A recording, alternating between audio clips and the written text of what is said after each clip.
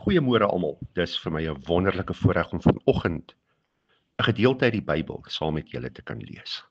Psalm 89 vers 7 en 8 sê: Wie in die hemel kan met die Here vergelyk word? Wie onder die hemelwesens is soos die Here? Hy is God. Vir hom het die hemelse vergadering 'n heilige ontzag. Hy is magtig, gevrees onder almal rondom hom.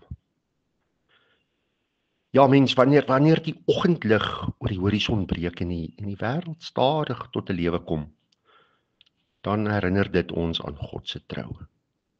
Ja, elke sonsopkoms is 'n fluistering van sy grootheid. In elke berg wat staan, elke golf wat rol en elke ster wat skyn, hoor ons hierdie sagte getuienis van God is hier en alles rus in sy hand. Maar weet jy wat, God se grootheid lê nie net in sy mag nie, maar ook in sy nabyheid. God is groter as wat ons kan verstaan.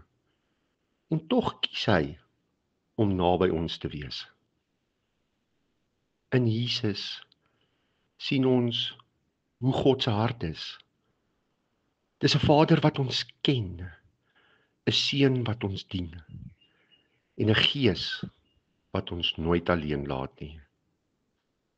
Ja, selfs in die onsekerheid van 'n nuwe dag is ons nie verlate nie. Want jy sien, die Skepper wat die kosmos in stand hou,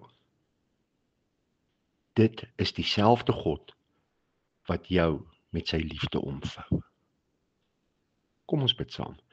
Here, U is groot en waardig om geprys te word. U het alles gemaak, die hemele, die aarde en ook vir my. Dankie. Dankie dat U my raak sien. Dankie dat ek vanoggend kan opstaan met die wete, U is hier, naby my. U is saam met my in elke asem, elke tree en ook in elke uitdaging. Here, maak my hart sag om U te eer. Nie net met wat ek sê nie, maar ook met hoe ek leef. Help my om vandag U liefde te kan uitstraal. Ek bid dit in Jesus se naam. Amen. Mens, gaan leef voluit vandag. Gaan maak 'n verskil. En onthou, jy is 'n great blessing. Totsiens.